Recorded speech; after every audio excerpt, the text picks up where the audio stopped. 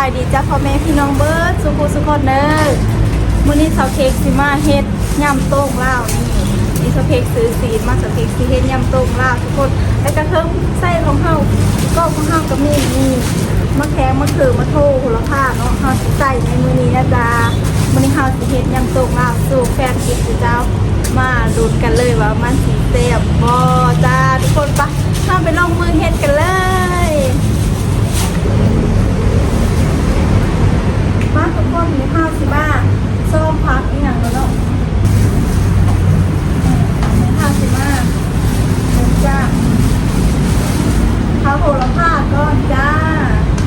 ข้าวสิบ้าดีนะเป็นโหระพา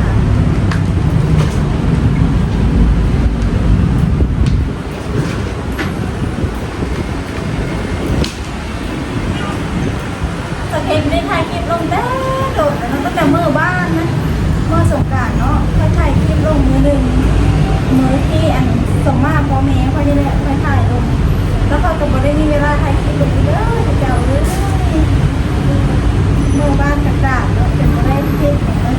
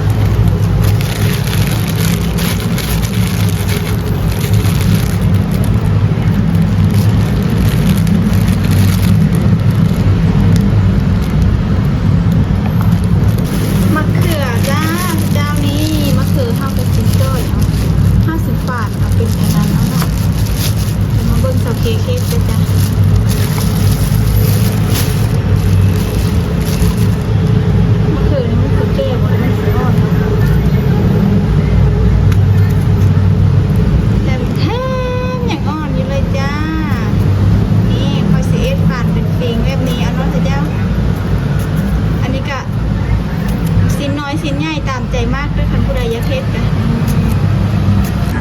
ต่อจ้าโอ้อย่างอ่อนเลยจะโค่นนี่อ่อนแห้งมากเลย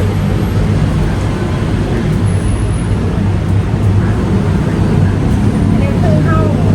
ข้าฝาแล้วเป็นเวลา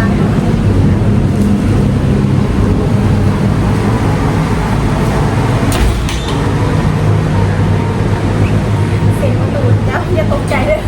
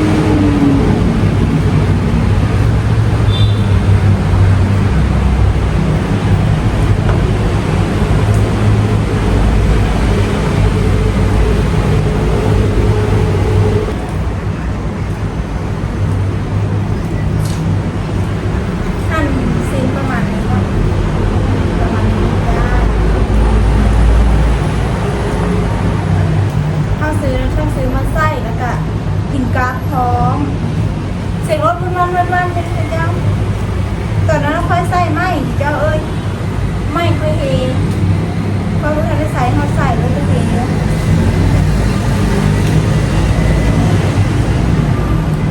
มีทุกคนเรียบร้อยซื้อใส่มันก็มีประมาณนี้แล้วเนาะและข้าวสิเอาไปล้างเนาะไปล้างเข้ามาเนี่ยมันจะจับเอาเพชรที่อย่างใส่พวกใส่นอกกันนะแต่จ้าไปล้างพักกันจ้าไปล้างกันเลย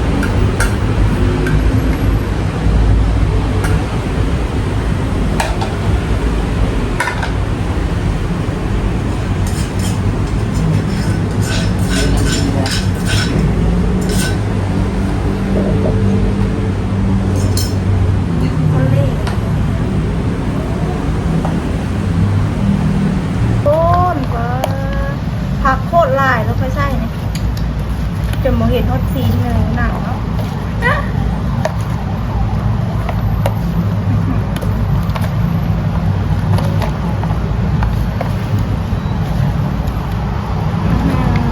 พี่น้องเด้อจะแซ่บคักเด้อนี่เดี๋ยวค่อยสิซิมมึงเนาะ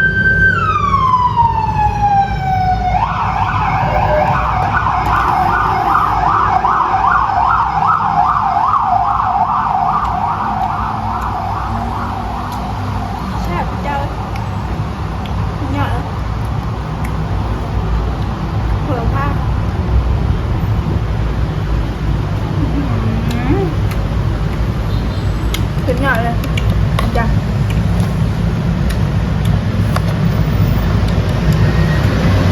họ có lên bên đây rồi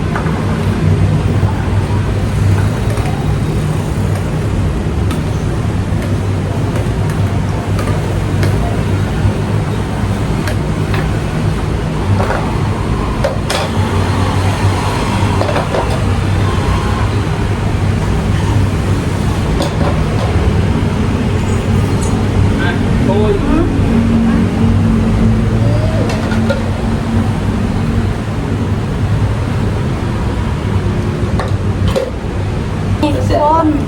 น่ากินวะจ้ามาเด้อมากินยำต้มน้ำเดียวเลยจ้าเอาอันนั้นมาเป็นนะครับเป็นตะแซ่บเป็นตะแซ่บเจ้าเอ้ยมาเด้อค่ะขอเอ็นให้แฟนกินครั้งแรกเนาะเป็นอะไรแซ่บอันนี้คือแฟนของสเต็กเองเนาะมาได้พี่น้องแล้วมาเด้อพี่น้องเด้อขอเอ็นน้ำเดียวนี่ทำถึงต้องเข้าเลยของเพื่อนเขาไม่เป็นเตาคนหมดเลยต้องเป็นอะไรก็มากินกันนะพี่น้องเด้อแซ่บว่าประเทศจะกิน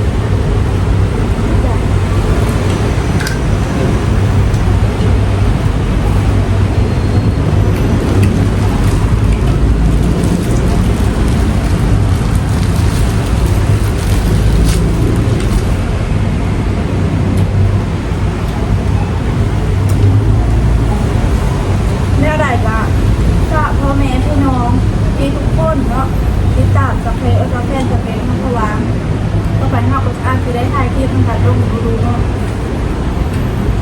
ทุกคนจะจากเลยเด้อ